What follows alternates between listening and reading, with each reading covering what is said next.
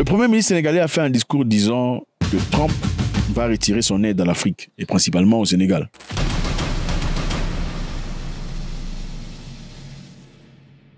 J'ai toujours été partisan de la charité. Je pense que la charité est très importante. Ça nous permet d'aider ou d'apporter de l'aide à ceux qui sont en difficulté. Moi, je le fais régulièrement, en tout cas assez régulièrement, quand je peux. Je vais acheter à manger, j'achète des groceries, comment on appelle ça, des provisions, et je vais avec mon équipe pour aller donner aux gens en difficulté, des familles, tout ça, qui des fois s'alignent et on donne. Okay. Et ça peut être beaucoup, ça peut être 50, 80, 90 familles à qui on donne à manger. Et on le dit pas pour se frapper à la poitrine, hein. On le dit pour encourager. Généralement, les Noirs viendront vous dire « Non, ce que tu fais avec la main gauche, la main droite, n'aime pas ça. » Ce sont des jaloux. Si vous regardez, ce sont des gens qui ne foutent rien, qui vous disent, c'est pour vous décourager. Ce sont des gens qui ne foutent rien de leur vie, qui veulent décourager ceux qui font. Écoutez, ceux qui veulent dénigrer votre travail, c'est généralement parce qu'eux ne peuvent pas le faire. Vous savez comment ça se passe? Quand un homme veut d'une femme, ou quand des hommes veulent d'une femme, une femme jolie dans le quartier, tout ça, qui se balade dans le parage, quand on l'appelle, « Hey, salut, tantine, excuse », elle ne répond pas. Qu'est-ce qu'ils font? Ils commencent à l'insulter. « Hey, toi, tu te prends pour qui? Tu prends... » Voilà, c'est exactement le même concept. Mais si la fille venait, on n'allait pas lui dire qu'elle était moche. Mais on lui dirait, regarde même son visage, la grosse tête, je pense que tu es... Voilà, pourquoi? Parce qu'elle n'a pas voulu. Mais si elle voulait, on aurait dit des trucs gentils, sympathiques. C'est la même chose. Les gens vous empêcheront de faire des choses positives parce qu'ils n'en sont pas capables eux-mêmes. On va critiquer votre voiture, ça c'est quelle voiture? Est-ce que ça aussi c'est une voiture? On envoie des voitures ici, on va appeler ça. Pourquoi? Parce que vous examinez, vous allez voir que le monsieur qui parle lui-même n'a même pas de voiture, même pas de bicyclette. Mais il faut faire du positif. Je pense qu'il faut donner quand on peut. Moi, je trouve que c'est ma façon à moi de payer le loyer sur Terre. Okay? Parce que il y a certainement une force supérieure qui prend soin de nous. Et si cette force prend soin de nous, il faut payer le loyer. Je pense aussi qu'au temps qu'on donne, il faut à un certain moment arrêter. Parce que quand vous donnez, en Afrique, généralement, quand vous donnez, les gens ne savent pas quand est-ce qu'il faut arrêter. Quand quelqu'un te demande en Afrique, tu donnes. Tu demandes une seconde fois, tu donnes. Elle ne s'arrête pas. Elle commence à penser que tu es la porte d'accès. À chaque fois qu'elle aura des difficultés, la première personne à qui elle va penser, c'est toi. Mais quand elle va bien, elle ne pense pas à toi. À chaque fois qu'il y aura un problème, la première personne à qui on pense, c'est toi. Donc, à un certain moment, il faut arrêter. Je suis de ceux qui pensent qu'à un certain moment, il faut arrêter. Pourquoi? Parce que quand vous donnez tout le temps, vous empêchez à cette personne de prendre responsabilité. Vous est-il déjà arrivé une fois, une personne vous déçoit, ou une situation décevante, vous êtes en difficulté, vous n'avez pas d'argent, vous ne savez pas comment vous avez payé le loyer. L'argent que vous attendiez ou attendiez n'est pas venu. OK? Mais vous avez trouvé une solution. C'est ça le secret. À un moment donné, les difficultés ou le refus vous poussent à trouver des solutions à vous-même et des solutions permanentes. C'est bien ça. Le Premier ministre sénégalais a fait un discours disant que Trump va retirer son aide à l'Afrique, et principalement au Sénégal, dans ce cas. Il a dit que Trump retirait son argent pendant au moins 3 mois. Et ceci a démontré clairement l'incapacité des pays africains de se tenir debout de leurs propres jambes. Le Premier ministre sénégalais Ousmane Sonko s'est exprimé lundi concernant l'impact de l'arrêt de l'aide du développement de l'administration Trump. Il dit « Donald Trump a bloqué un projet au Sénégal d'une valeur de plus de 316 milliards de francs CFA. 316 milliards de francs CFA, je pense que c'est combien? 500 000 $. Le Premier ministre a souligné que cette situation met en lumière la vulnérabilité des pays africains face aux fluctuations politiques d'aide internationale. Face à quoi? Aux fluctuations des politiques d'aide internationale.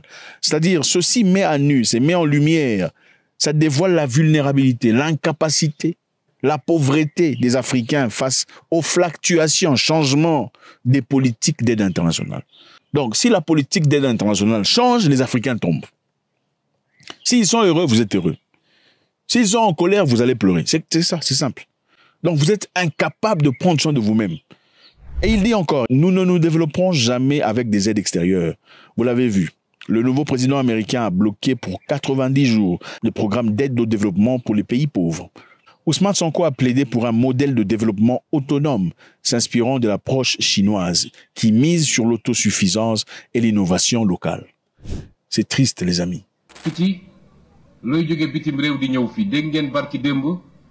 président Amérique bu bees bi nee na lépp luy programme bu doon jëm ci dimbale réew yu néew doole yi dakkal na ko fii ak ñetti weer le temps mu saytu ko xool lu muy def ak lu mu dul def. fii Sénégal am nañ ci programme yooyu li nga xam ne moo jëmoon ci courant bi ñu amoon ci lu mat lu ëpp 500 millions de dollars muy ay milliards yu dul jeex tey dakkal nañ ko est-ce que mën nañu wëy ci di xaar luy jóge bitim réew.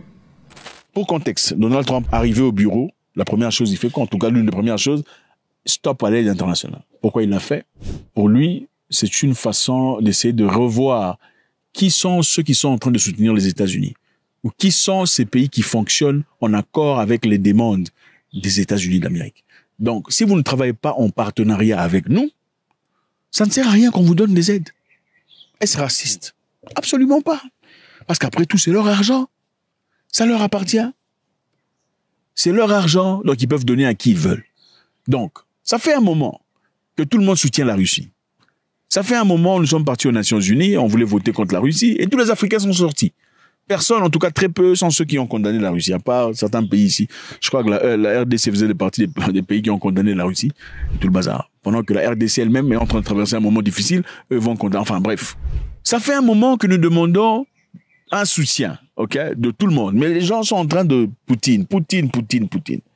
Bon, finalement, nous, on se pose la question, qui est pour nous, qui n'est pas... Enfin, ça se passe comment? Parce que nous réalisons aussi que nous envoyons de l'argent dans beaucoup de pays dans le monde, chaque année. Ça coûte aux Américains. Donc, il est temps qu'on s'asseye et qu'on réfléchisse qui nous soutient pas. Et à quoi servirait pour nous d'envoyer de l'argent dans des pays qui ne nous soutiennent clairement pas? La question est simple. Vous, là, tel que vous êtes là, en train de regarder ici, si une personne est contre vous, dans une question, une deuxième question, une troisième question, vous allez continuer à envoyer l'argent que vous donnez? Ou à lui accorder la chance d'entrer dans vos toilettes? Ou à dormir dans vos studios? Non, vous ne le ferez pas. Finalement, vous direz, je suis désolé, j'ai des cousins qui arrivent, hein, tout ça. Le programme là que tu as bloqué, où on voulait me donner de l'argent, bon, je sais pas comment on va faire, mais il faut trouver un moyen, il faut les déguerpir, enfin, il faut déguerpir. C'est clair. Donc, Donald Trump n'est pas fou. Alors, quelles sont ses aides? On va essayer de voir très rapidement.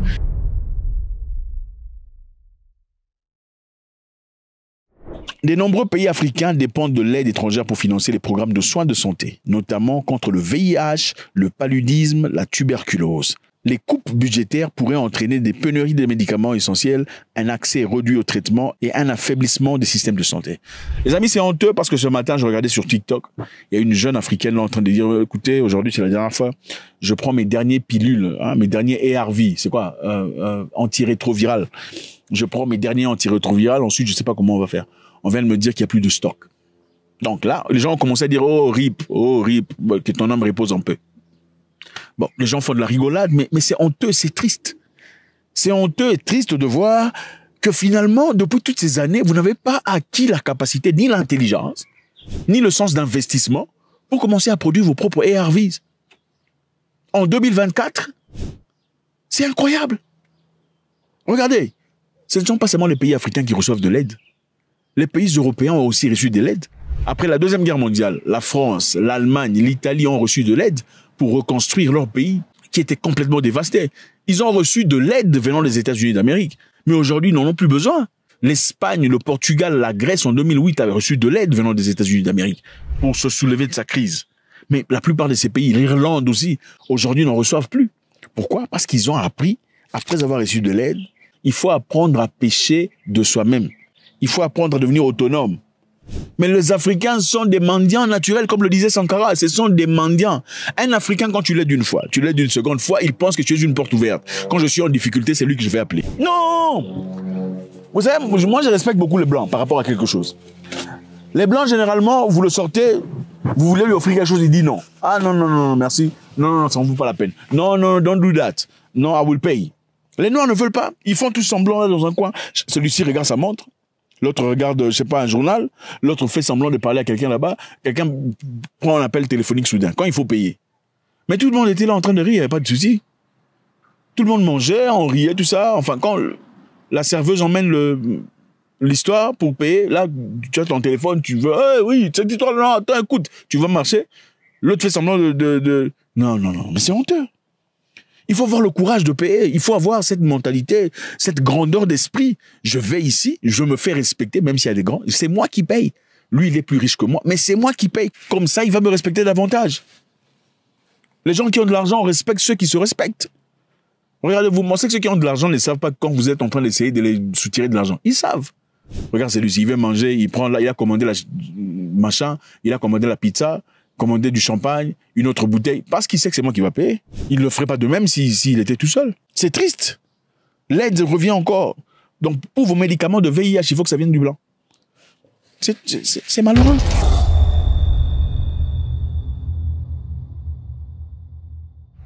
L'aide soutient souvent les programmes éducatifs, notamment de construction d'écoles, la formation des enseignants, la fourniture de matériel pédagogique. Le coupe budgétaire pourrait limiter l'accès à l'éducation, en particulier pour les filles et les enfants dans les zones rurales. Donc voilà, des projets africains qui sont sponsorisés par les Blancs. Les mêmes Blancs que vous haïssez et insultez. Ils vont vous sponsoriser comment? Il faut prendre une position, soit vous vous en débarrassez complètement, ou bien vous les léchez les culs. Vous pouvez pas avoir les deux. Soit vous vous en débarrassez, ou bien vous les léchez les culs, parce qu'aucune personne normalement constituée vous permettra de vous moquer de sa gueule, tout en retirant de l'argent venant de lui. C'est impossible. Donc jusqu'à aujourd'hui, vous ne savez pas comment créer vos propres écoles. Financer vos propres matériels d'enseignement. Il faut que ça vienne de chez autrui. Vous êtes quel genre d'humain? C'est bizarre. Sans l'aide de Trump, il y aura une croissance économique plus lente. L'aide soutient souvent les projets d'infrastructure, le développement agricole, les initiatives visant à promouvoir la diversification économique. Le coupe budgétaire pourrait ralentir la croissance économique, limiter la création d'emplois et entraver les efforts de rééducation. Depuis l'esclavage, jusqu'à l'indépendance, jusqu'à aujourd'hui, vous ne savez pas créer vos propres histoires. C'est bizarre. C'est incroyable. Continuons.